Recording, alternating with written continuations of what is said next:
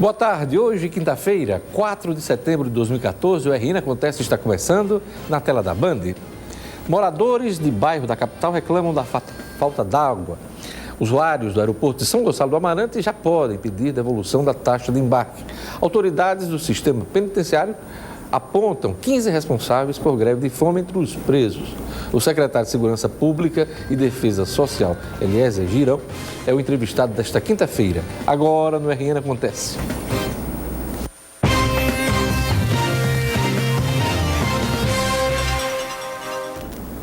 Moradores de Felipe Camarão reclamam da falta de água. Há mais de uma semana não cai uma gota de água nas torneiras na rua Santa Maria Gorete. Veja na reportagem. O vai e vem de moradores carregando baldes e garrafões com água é constante na rua Santa Maria Gorete, em Felipe Camarão. Sem água nas torneiras há mais de uma semana, o jeito é ir buscar a água longe e armazenar em casa, como fez Verônica. Mesmo assim, a água dos reservatórios vai dar apenas para um dia. A dona de casa mostra o balde de roupas para lavar cheio e a pia com a louça ainda do almoço do dia anterior. Fazendo o quê, né? Na vizinha lá embaixo, como tá só pingando, é o que a gente tá parando água e trazendo para dentro de casa para ver se a gente cozinha, lavar a louça e toma banho, porque nem roupa a gente não está conseguindo. Na casa de seu Samuel, os potes de barro, antes esquecidos no quintal, voltaram a ser utilizados. O aposentado mostra que não adianta girar a torneira. Não cai um pingo d'água há 6 dias. Que sempre normalmente falta todo dia, mas chegava de meia-noite, 1h da manhã, chegava até que tinha que se lavar a louça naquele horário para não deixar amanhecer no outro dia. Mas de lá para cá, de sábado para cá, é um sofrimento. Já ontem a gente foi comprar água, arranjar água para lavar a louça, que estava completa de louça lá dentro e aqui.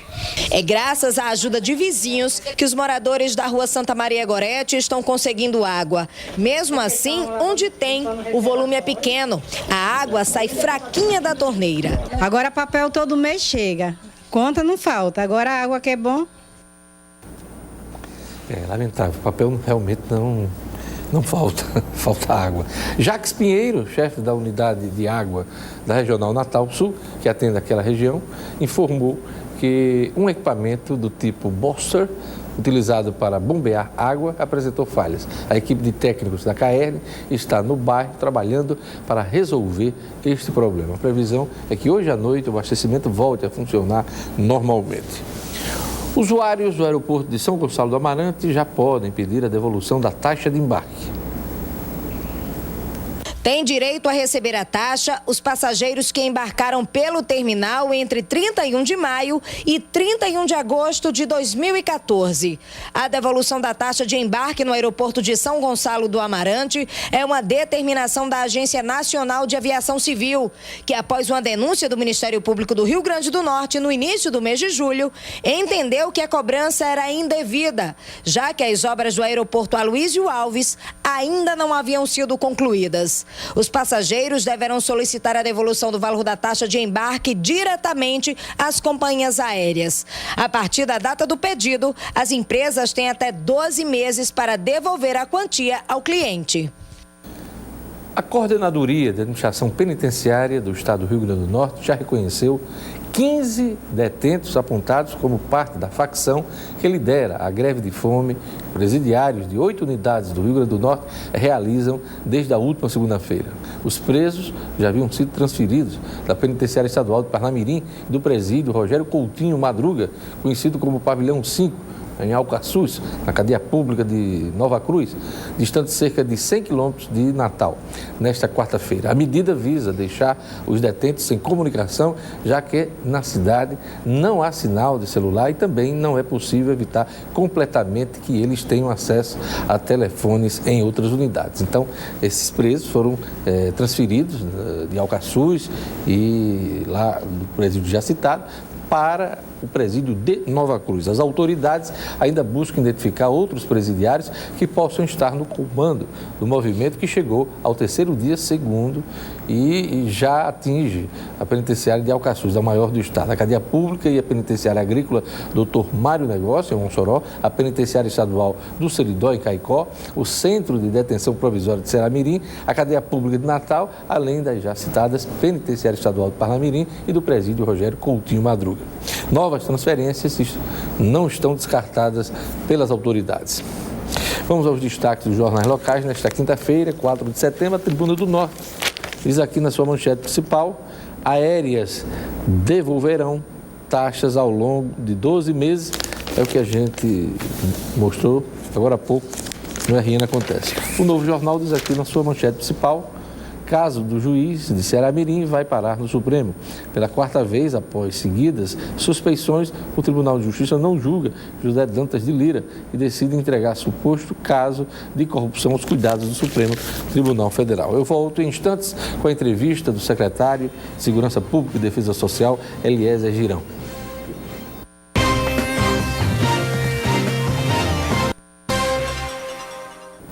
A insegurança pública está na ordem do dia. É o principal tema apontado pela população nas pesquisas de opinião desse período eleitoral. O norte do Rio Grande do Sul convive com ondas de assaltos a ônibus, às residências, a bares e restaurantes, explosões de caixa eletrônica, roubos ao comércio e execuções diárias de jovens em Natal e na região metropolitana, como também no interior. Onde é que isso vai parar? Essa é a pergunta que o natalense faz, o norte do Rio Grande do Sul faz de uma maneira geral. Meu convidado hoje é o secretário de Segurança Pública e Defesa Social do Estado, Eliezer Girão. Boa tarde, general. Boa tarde, Jorge. Boa tarde a todos. Neste momento de grande discussão em torno da insegurança, por coincidência, o Rio Grande do Norte está participando da Operação Brasil Integrado, que reúne 9 estados do Nordeste. É uma resposta que o governo dá, e de uma maneira geral os governos, a essa onda de insegurança? Diógenes, o que a gente tem, nós precisamos combater isso de forma integrada. A violência no Brasil, ela é uma realidade, infelizmente, ninguém quer isso daí, ninguém quer ser vitimizado com um assalto ou com alguma violência contra si mesmo. Mas a violência, ela está existindo no Brasil e as ações precisavam ser reforçadas e integradas. O exemplo da Copa do Mundo nos falou muito bem. Apresentamos essa demanda da Copa do Mundo junto ao ministro da Justiça e aos demais secretários e, inicialmente, a ideia era fazer um projeto de uma operação envolvendo o Rio Grande do Norte, o Ceará e a Paraíba. Depois, a conclusão que nós chegamos foi que era importante que os estados do Nordeste como um todo, porque aí você faz uma operação de sufocar a criminalidade. Então, a finalidade da Operação Brasil Integrado é combater o crime no interior do Brasil, especificamente na região Nordeste. Ela começou essa semana, né? Ainda está em curso. Né? Ainda está em curso e não sabemos quando que vai terminar. Ela está acontecendo, envolvendo ocupações de barreiras, cumprimento de mandado de prisão, mandado de busca também, apreensão. Estamos contando com o apoio sensacional do sistema de justiça, os juízes das comarcas, o Ministério Público também com os promotores das comarcas. Todo o sistema de segurança está sendo apoiado pelo sistema de justiça para nós darmos uma resposta rápida no combate a essa criminalidade. Essa ação integrada, ela tem como modelo o trabalho que foi realizado naquele período da Copa, secretário? Isso mesmo. Estão participando também a Polícia Federal, a Polícia Rodoviária Federal, o Exército Brasileiro com uma fiscalização na área de produtos controlados, explosivos, munições. Muito armamento já foi apreendido nesse período só de 3 dias. São quase 50 armas apreendidas em 3 dias. Tem muita gente presa já. Essas 50 armas somente no Rio Grande do Norte? Só nesses 3 dias no Rio Grande do Norte. Rio Grande do Norte. O balanço geral vai ser apresentado amanhã pelo ministro da Justiça numa videoconferência de âmbito nacional. E nós vamos estar fazendo a mesma coisa também aqui no nosso Centro Integrado de Comando e Controle, nosso CICCR do Rio Grande do Norte, integrando essas informações. Eu vou apresentar esses dados para a imprensa.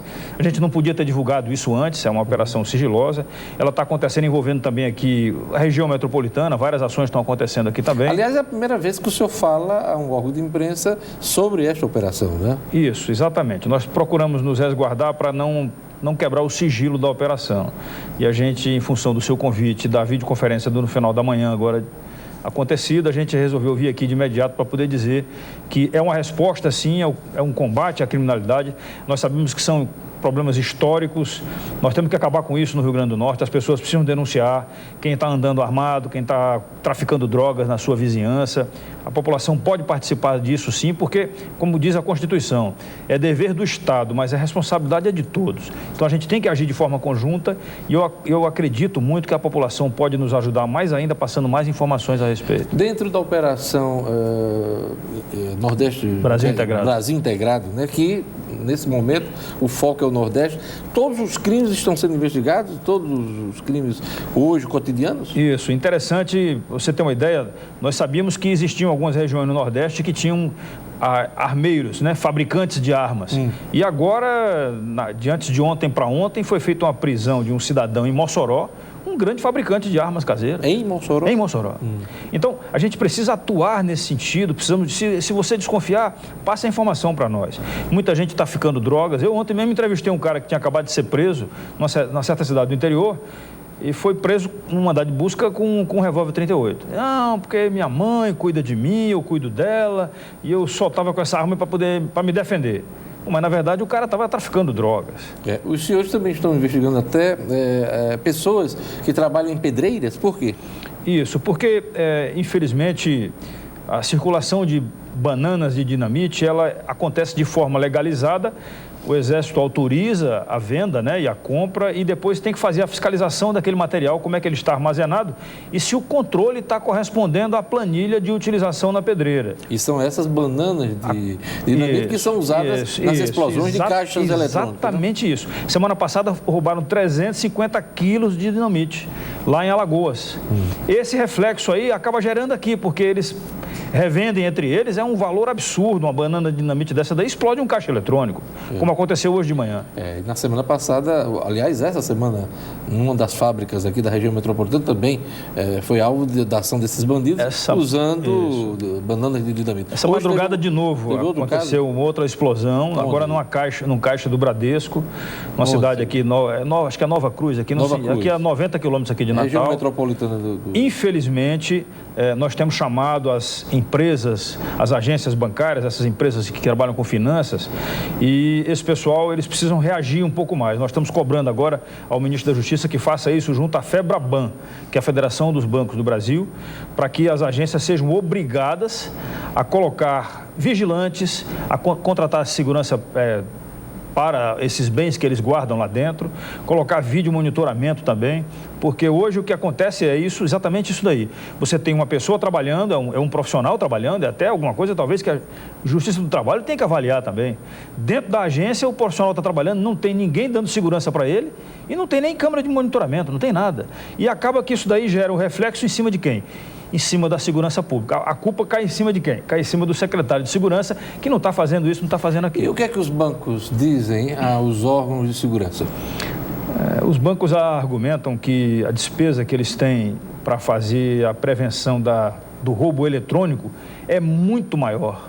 E eles têm muito maior incidência de roubo eletrônico a bancos do que do roubo físico com explosão ou arrombamento de caixas. E aí eles dizem que é melhor investir só na segurança eletrônica e não nessa segurança física das instalações. E espera a segurança do Estado. E a gente sabe que isso daí é uma demanda muito forte, porque, por exemplo, essa cidade foi a segunda vez que aconteceu este ano já, e o dano que gera para a população é muito grande. Imagina só as pessoas que querem sacar o dinheiro, não podem, porque a única agência que tem na cidade é essa. Quer dizer, fora isso, um susto, né?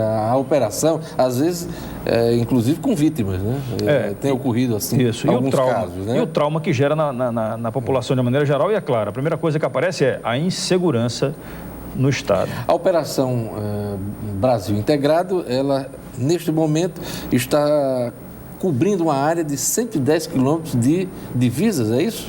Na verdade, são 710. São 710. São 270 a linha de divisa com o Ceará, mais 440 com o estado da Paraíba, um total aí de 710 quilômetros. Isso só no Rio Grande do Norte, né? Só no Rio Grande do Norte, só que os outros estados também estão fazendo essas operações. Nós estamos com quase 700 profissionais sendo empregados. As ações são ações itinerantes, a gente está aperfeiçoando, tiramos alguns aprendizados. São 40 pontos no estado de 40 de pontos barreiras, foram selecionados para fazermos barreiras de forma itinerante. 2, 3 horas de barreira, começa no outro canto e aí vai rodando. É uma maneira diferente. Para você combater a criminalidade, Jorge, o que a gente tem feito é o seguinte, eu acho que é importante a gente falar isso aqui para a população que está nos assistindo agora. Nós fizemos durante 4 meses, os 3 meses antes e o mês da Copa do Mundo, nós fizemos uma segurança que foi um modelo exemplar aqui. No mês seguinte, a criminalidade começou a agir assaltando ônibus demais, assaltaram alguns táxis, mataram um taxista, mataram um motorista de ônibus, assaltaram comércios, restaurantes. Nós mudamos a maneira de fazer o policiamento. O que aconteceu com esses assaltos? Migraram para... Não, esses assaltos eles reduziram. Você quase não ouve falar mais de assalto a restaurante, os próprios assaltos a táxi também reduziram bastante. Mas o crime... Ônibus também. Eu usei a palavra migrar porque o crime migra. Ele está ali assaltando bares e restaurantes, aí ele parte para as residências, depois parte... Aliás, são assuntos que eu gostaria que o senhor detalhasse um pouco mais. No próximo bloco a gente vai para um intervalo, daqui a pouquinho a gente continua com a entrevista do secretário de Segurança, Eliezer Girão.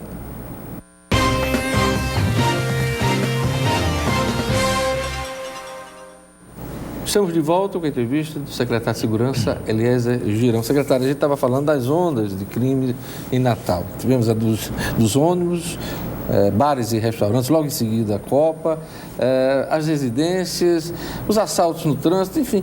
A sensação do norte-grandense, principalmente de quem mora na região metropolitana de Natal, com a segurança. O que é que o senhor tem a dizer a essas pessoas? Inicialmente, nós precisamos de mais efetivo.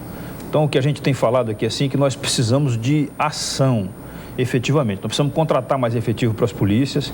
A Polícia Militar tem 2/3 do efetivo trabalhando praticamente. Tem um pessoal que está fora do policiamento ostensivo das ruas. Nós estamos tentando trazer esse pessoal também para dentro da polícia para poder voltar a fazer o policiamento nas ruas. Esse problema é antigo, secretário. É muito antigo, Jorge. Como também o problema dos efetivos também é muito antigo. A Polícia Civil chegou a 1/3 do efetivo dela há quase 10 anos que ela está assim. Então, nós temos que trabalhar para recompor esses efetivos. E este foi um problema sério no atual governo, porque alguns concursos foram realizados, as pessoas estão aí, inclusive até foram treinadas, Polícia Militar, se eu não me engano.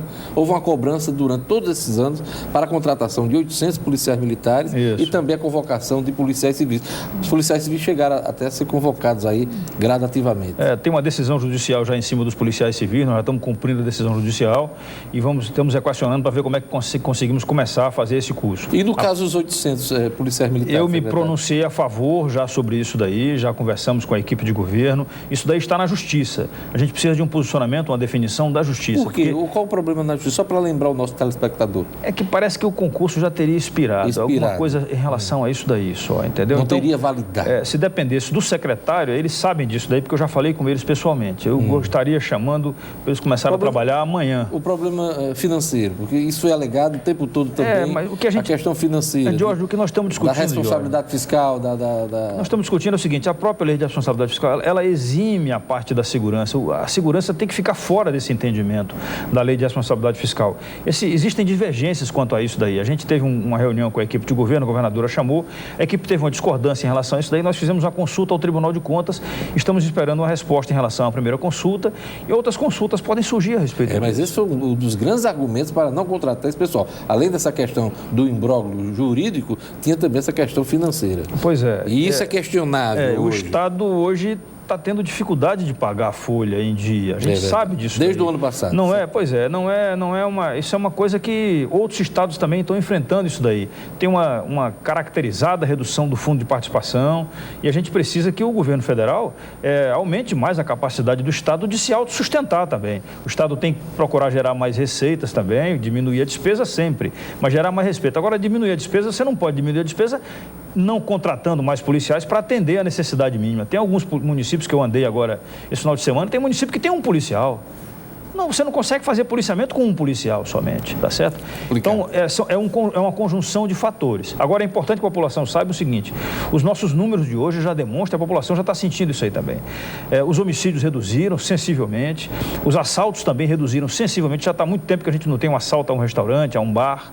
Mas até recentemente nós tivemos vários casos, numa sequência. Nós estamos contando quase que os dias. Estamos com 3 semanas que isso daí está pacificado. Agora, o ônibus não conseguimos terminar ainda. Tem algumas medidas que têm que ser adotadas em relação à bilhetagem eletrônica, algumas medidas também de segurança orgânica e passivas dentro dos ônibus, dentro dos táxis. Quando você fala bilhetagem eletrônica, é tirar o dinheiro dos ônibus? Retirar o dinheiro de circulação, como outros países e outros estados do mundo, né? Outros estados do Brasil e países do mundo já fazem isso. Ninguém anda mais com dinheiro circulando por aí. Mas retira do ônibus, mas o cidadão que está lá no ônibus, ele tem os pertences dele, tem o dinheirinho dele, do contato do dia a dia. O cidadão é que fica descoberto. Sim, aí nós chamamos os... Não dá para tirar todo o dinheiro do ônibus. Você tem razão. Né? Nós chamamos os proprietários, o sindicato da cooperativa dos ônibus aí também, para que eles colocassem a sistema de vídeo monitoramento dentro do ônibus, filmando as pessoas que estão dentro do ônibus e não os motoristas e cobradores, tá certo? Para que nós possamos ter uma capacidade até de inibição. O cara, quando ele entra sabendo que ele está sendo filmado, ele fica inibido. Mais ou menos. Não, de uma maneira geral, ele fica inibido. A gente vê aí algumas gravações onde o pessoal age, os bandidos agem de forma descarada, né? Sem medo de identificação nenhuma, às vezes sem boné, sem nada. Está complicado, né? Secretário, o senhor fala que houve uma redução nas taxas de homicídio, mas o Rio Grande do Norte ainda figura como um dos estados que tem o maior número de homicídios. São mais de 1.000 somente este ano. Por conta disso, o senhor está criando uma divisão de homicídios. Já há uma delegacia especial, mas à espera de uma lei para criar a divisão. Isso é um grande passo para tentar resolver esse problema? Seguramente é um grande passo. Nós reestruturamos, a Delegacia Geral reestruturou as atribuições da Delegacia de Homicídios, reforçou a delegacia, está com efetivo, quase que triplicou o efetivo da Delegacia de Homicídios, mudou a configuração de como fazer a investigação. Então, hoje nós estamos com cada homicídio que acontece, um inquérito é aberto imediatamente, o pessoal faz a cena do crime também. Então, o pessoal está indo à cena do crime para poder tentar pegar aqueles primeiros vestígios do que aconteceu. Então, os homicídios estão sendo elucidados também.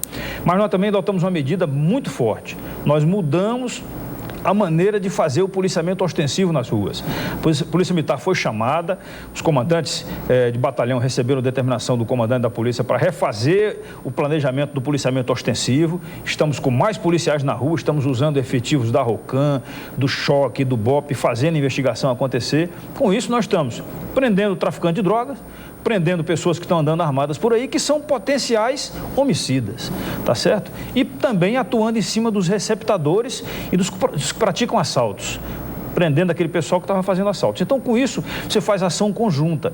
Isto é um trabalho... Agora, me desculpe, Diógenes, me desculpe aqueles que estão nos ouvindo. A gente não consegue fazer isso aí do dia para a noite. Andaram falando muito mal da segurança, muito mal do secretário também, fizeram umas piadas aí que, infelizmente, a gente até lamenta. Tipo de piadas, a gente lamenta, colocaram fotografias no jornal aí, depreciando a figura dos gestores.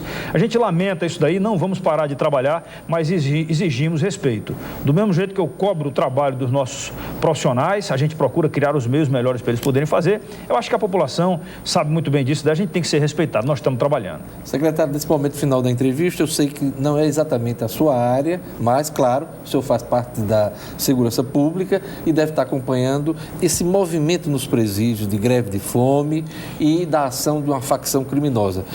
Eu queria saber, no que diz respeito à segurança pública, o que é que o senhor pode falar a respeito? Olha, primeira coisa, nós temos conversado quase que diariamente, mais de uma vez por dia, com o secretário de Justiça, procurando passar também alguma experiência que a gente já tem anterior em relação a isso. Reforçamos, a Polícia Militar já reforçou as instalações das unidades prisionais e chamamos também, orientamos para que fosse chamado o Ministério Público, a Justiça do Estado, para que as ações que venham a acontecer sejam ações de forma conjunta.